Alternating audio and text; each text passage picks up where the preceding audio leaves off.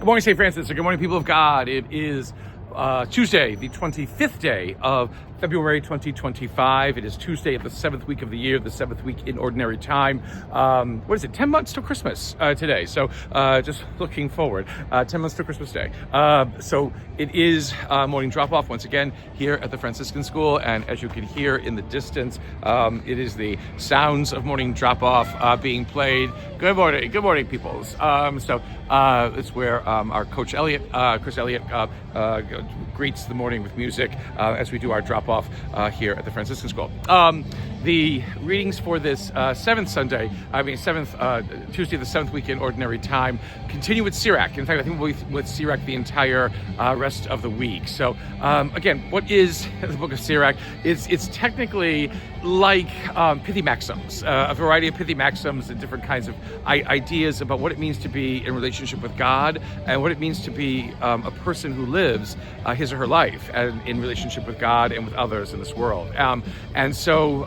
Continuing where we left off last week about the power of God and the wisdom of God, or yesterday, the power of God, the wisdom of God. Now talk about those again who dare to follow God. Again, may experience some kind of turmoil because following God is not always easy. It takes daring. It's a challenge in many ways, but it's not for the weak of heart, and you're not supposed to lose heart becoming a part of the life of God. You are to be a person who basically trusts in God always, and trusts that God asks you to be a part of God's own life for a reason that is going to be beneficial not only to you but to the world.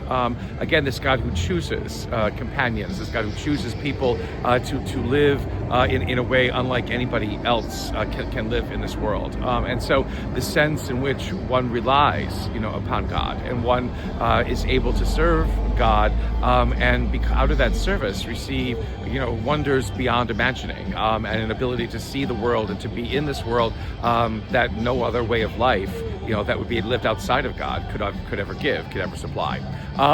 In Mark's Gospel, we have Jesus making one of his many predictions that he does in Mark's Gospel about his passion and death, and also his resurrection. The apostles just don't understand this, and again, it's what don't you understand? They don't want to ask him any questions. Again, what do you mean you're going to die? Would be the first question that one would ask, but they are afraid to ask any questions, and so they don't. But as they continue to walk along, what makes matters even worse is that they seem then to start arguing about who is the greatest among them, who is the most important. Well, your friend has just told you he's going to die, and now you go worried about who's more important than anybody else. And this is where then Jesus takes a child and puts it in their midst. Good morning. Puts it in their midst and basically says, this is where the greatness is. To become a child, not to become childish, but to become childlike, meaning to be open to the wonder and the beauty of possibility of life with God and what that can offer you and what that can bring you. That leads to wonder and beauty in our lives and causes us to shine and outshine others. Again, this understanding of trusting God is something that's very difficult to do sometimes. And it is not something that, again, has benefits the way the world would understand benefits, but it is something that allows us to be in this world differently. It allows this world to understand itself differently by our own witness. Good morning, everybody. Good morning. So trust in God. Become childlike more in the way that we respond to the world, in the way that we perceive the world, in the way that we stand before the world, with that sense of wonder and joy, because our lives are grounded in trust in God. A blessed day, St. Francis and people of God. May the Lord give you his peace.